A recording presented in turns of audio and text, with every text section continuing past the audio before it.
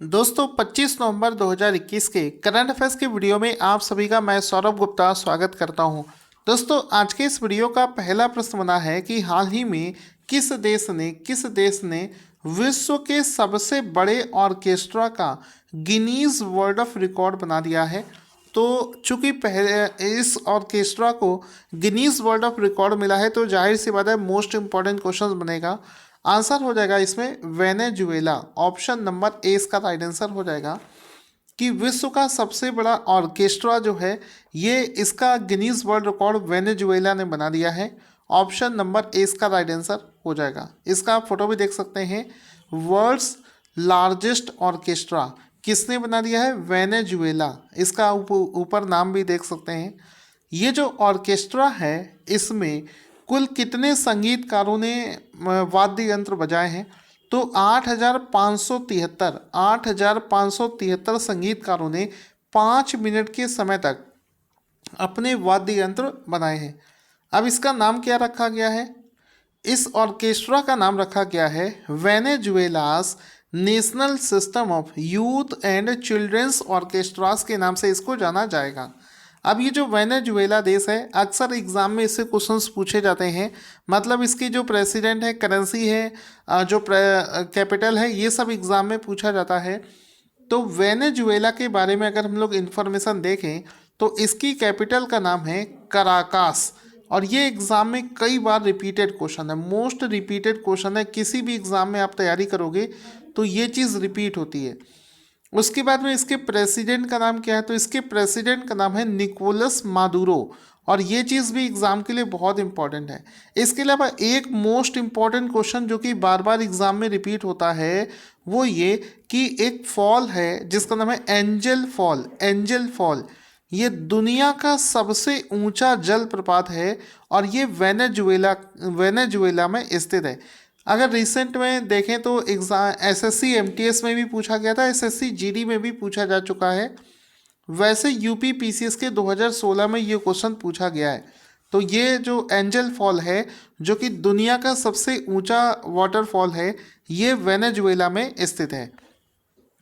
अब इसको हम लोग देखते हैं कि वेनेजुएला वर्ल्ड के मैप में कहाँ पर स्थित है। कभी कभी मैप वाले क्वेश्चंस पीसीएस में पूछ लिए जाते हैं तो आपको इसका आंसर पता होना चाहिए, अदरवाइज़ ये इंटरव्यू में भी पूछा जाता है। तो आप देखेंगे ये आपका साउथ अमेरिका में, ये नीचे की तरफ आपको ये जो कंट्री दिख रहा है सबसे ऊपर साइड में कोने पर, ये है वेनेजुएला। इसकी लोकेशन आपको याद रखनी है। इस तरीके से आपको जितने भी एक्स्ट्रा फैक्ट हैं वो सारे बताए जाएंगे। मैप भी आपको करवा रहे हैं। जो लोग पहली बार हमारे इस चैनल को देख रहे हैं वो चैनल को रेड कलर के घंटे के आइकन पर क्लिक करके चैनल को सब्सक्राइब जरूर करें, क्योंकि वो आपको बहुत क्वालिटी एजुकेशन यहाँ पर दिया जाएगा।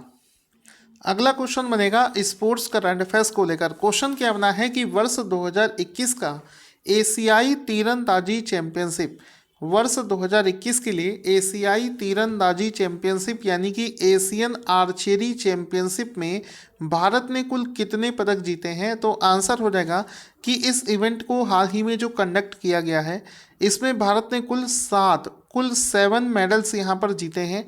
7 पदक भारत ने कल कुछ इसमें जीते हैं। तो ऑप्शन नंबर डी इसका राइट आंसर हो जाएगा। इसमें आप देखेंगे साफ साफ लिखा है कि इंडिया बैग्स, ये बड़ा सा 7 आपको दिख रहा होगा, 7 medals in 2022 Asian archery championship इन ढाका।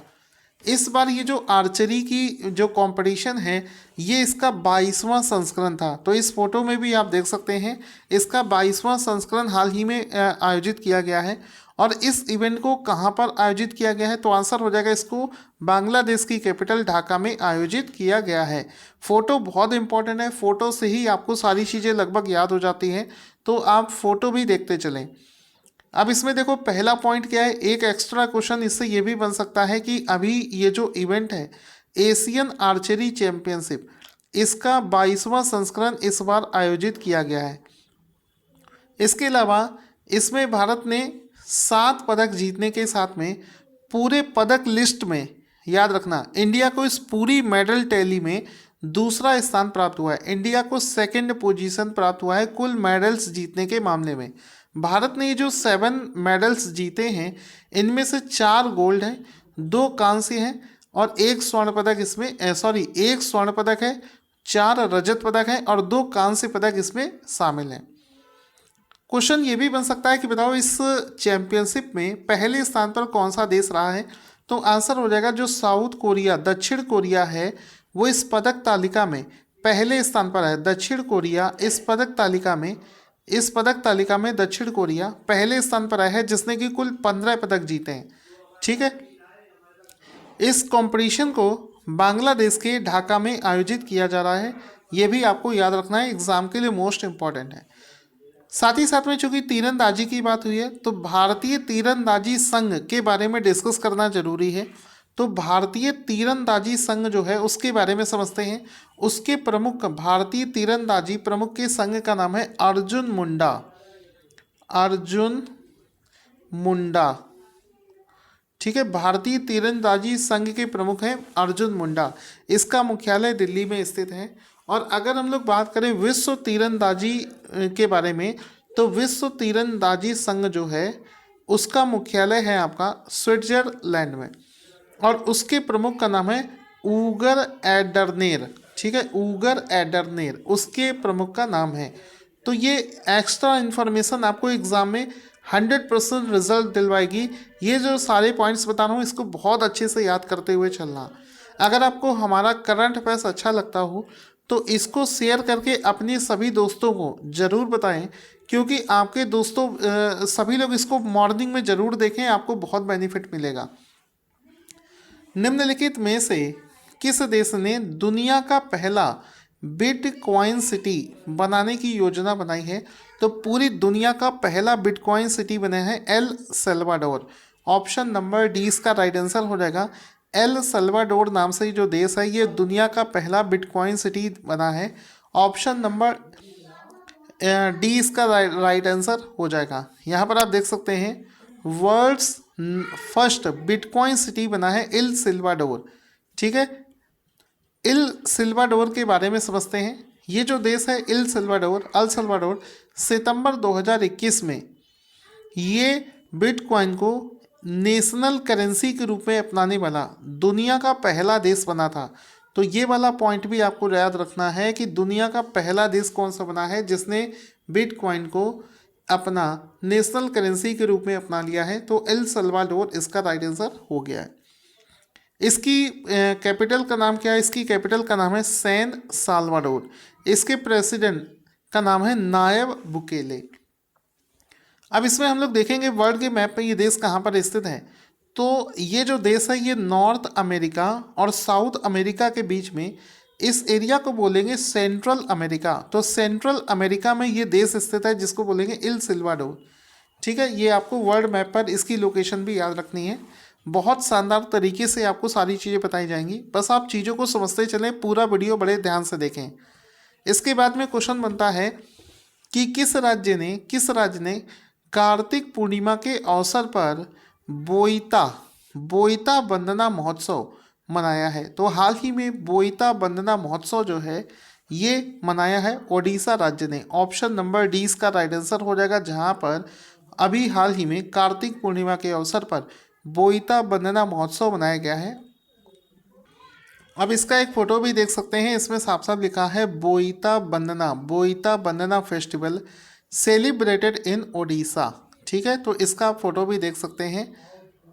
आगे यहाँ पर एक चीज़ और समझते हैं, और चूँकि बात हमने इसमें की है ओडिशा के बारे में, तो ओडिशा के बारे में समझ लेते हैं। ये जो ओडिशा राज्य है इसके राज्यपाल का नाम है गणेशी लाल। मुख्यमंत्री का नाम सभी लोग जानते हैं, नवीन पटनायक इसके मुख्यमंत्री हैं।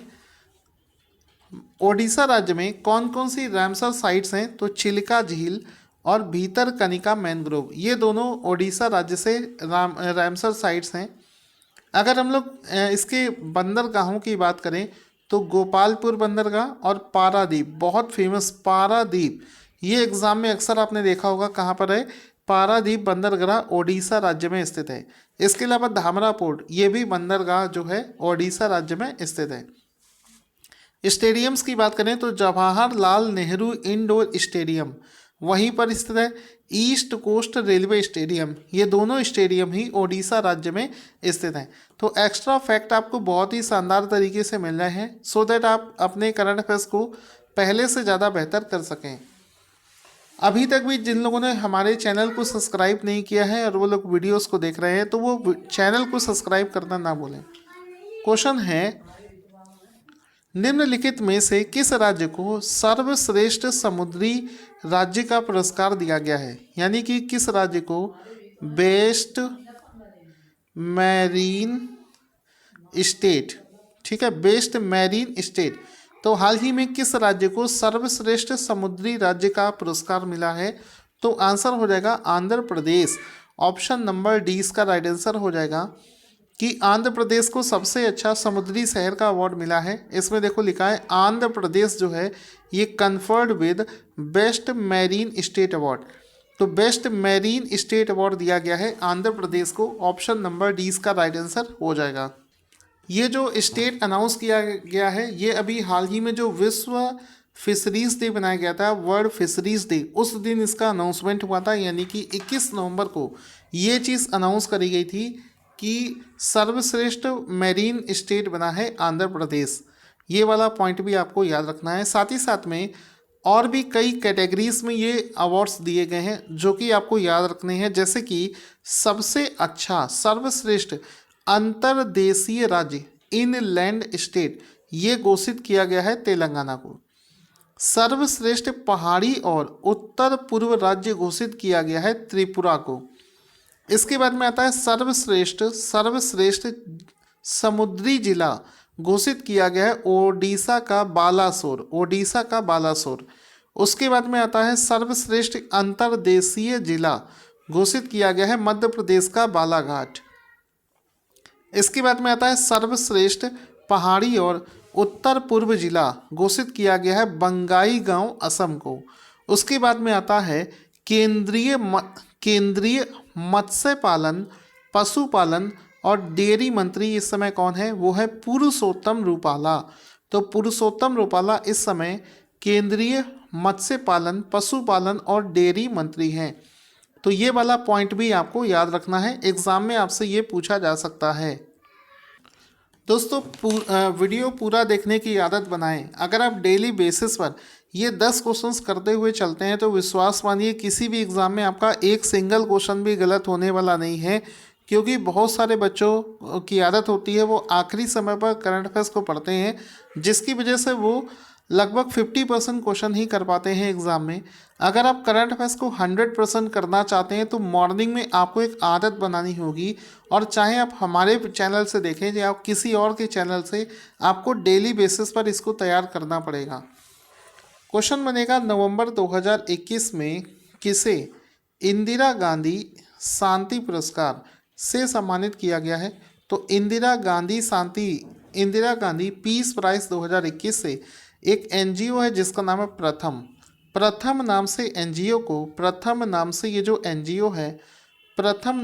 जो एनजीओ है इसको वर्ष 2021 का इंदिरा गांधी पीस प्राइज जो है प्रदान किया गया है। ऑप्शन नंबर ए इसका राइट आंसर हो जाएगा।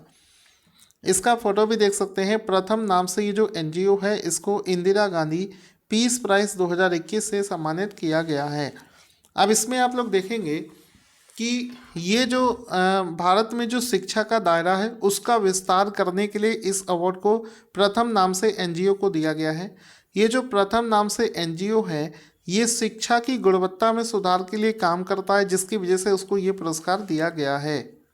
और ये जो पुरस्कार है जिसका नाम है इंदिरा गांधी शांति पुरस्कार, ये एक वार्षिक पुरस्कार है जो कि प्रति वर्ष प्रदान किया जाता है। 1968 से हर साल इसको दिया जाता है। इसके बाद में आगे क्वेश्चन बनता है कि हाल ही में रिलीज़ करी गई एक फेमस बुक जिसका नाम है India versus UK, the story of an unprecedented diplomatic win. इस पुस्तक के लेखक का नाम क्या है? तो आंसर हो जाएगा option number D Syed Akbaruddin. Option number D इसका राइट आंसर हो जाएगा कि इस पुस्तक को सैयद अकबरुद्दीन के द्वारा, सैयद अकबरुद्दीन के द्वारा इस पुस्तक को लिखा गया है? ऑप्शन नंबर डी इसका राइट आंसर हो जाएगा। इसमें आप देख सकते हैं लिखा है the story of an un India versus UK. ठीक है, इंडिया वर्सेस यूके, ये पुस्तक हाल ही में रिलीज़ करी गई है। एग्ज़ाम में आपसे पूछा जा सकता है। इसमें इंटरनेशनल कोर्ट ऑफ जस्टिस में इंडिया ने किस तरीके से केसेस को जीता, कैसा सब कुछ रहा, उसके बारे में इस पुस्तक में लिखा गया है। तो इस क्वेश्चन में हम लोग अंतर्राष्ट्रीय न्यायालय, इंटरनेशनल कोर्ट ऑफ जस्टिस के बारे में भी जानेंगे। इसकी स्थापना हुई थी 26 जून 1945 को कैलिफोर्निया, अमेरिका में। इसका जो मुख्यालय है ये द हेग, नीदरलैंड में स्थित है। इसमें जो न्यायाधीशों की अवधि है वो है 9 ईयर्स के लिए इसमें न्यायाधीशों की अवधि होती है। तो ये एक्स्ट्रा पॉइंट्स हैं जो कि आपको याद रखने हैं। आगे चलते हैं। केंद्रीय शिक्षा मंत्री श्री धर्मेंद्र प्रधान ने कहाँ पर लेटेस्ट टेक्नोलॉजी से lace centre for nano technology और centre for Indian knowledge system का उद्घाटन किया है?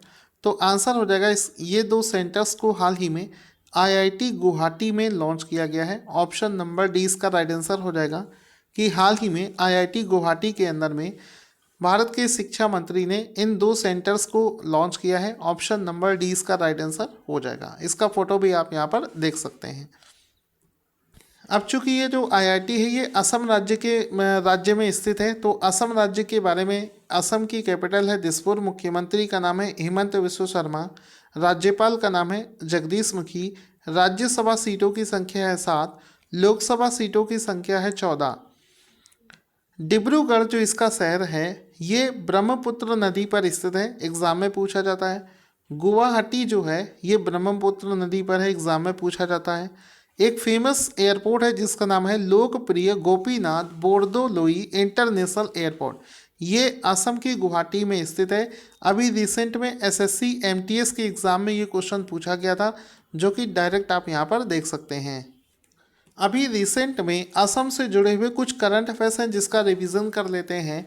जैसे कि अभी हाल ही में बंधन बैंक ने असम के लिए किसको ब्रांड एम्बेसडर बनाया है? तो जुबिन गर्ग को असम के लिए ब्रांड एम्बेसडर बंधन बैंक ने बनाया है। तो बैंक का नाम भी आपको याद रखना है। साथ ही साथ में भारत का पहला ई फिश मार्केट ऐप जिसका नाम है फिश वाले, ये असम में लॉन्च किया गया है।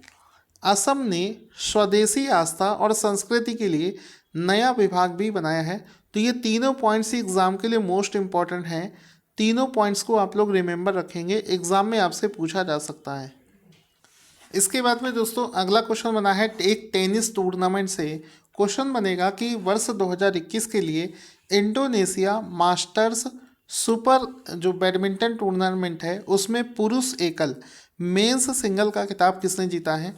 तो इंडोनेशिया मास्टर्स में मेंस सिंगल जीता है केंटो मोमोटा ने। ऑप्शन नंबर ए इसका राइट आंसर हो जाएगा, केंटो मोमोटा इसका राइट आंसर हो जाएगा, जिनका फोटो भी आप यहाँ पर देख सकते हैं, जिन्होंने मेंस सिंगल का खिताब जीता है। ठीक है, ये जापान के प्लेयर हैं, ये चीज़ भी आपको याद रखनी है। साथ ही साथ में इसी इवेंट में यानी कि इंडोनेशिया मास्टर्स में विमेंस सिंगल का खिताब किसने जीता है? तो विमेंस सिंगल का खिताब जीता है ऑप्शन नंबर ए यानी कि एन सेओंग। ऑप्शन नंबर ए इसका राइट आंसर हो जाएगा। विमेंस सिंगल का खिताब जीता है एन सेओंग। ऑप्शन नंबर ए इसका राइट आंसर हो जाएगा। इनका फोटो भी आप यहाँ पर देख सकते हैं। आज का क्वेश्चन जिसका आंसर आपको देना है कि निम्नलिखित में से किसने फॉर्मूला 1 कतर ग्रैंड प्रिक्स को जीत लिया है? अपना आंसर कमेंट बॉक्स में लिखना ना भूलें। हमारे मंथली करंट अफेयर्स को लेने के लिए इस वीडियो के डिस्क्रिप्शन में आपको लिंक मिलेंगे, वहां से जाकर आप हमारे मंथली पीडीएफ्स ले सकते हैं।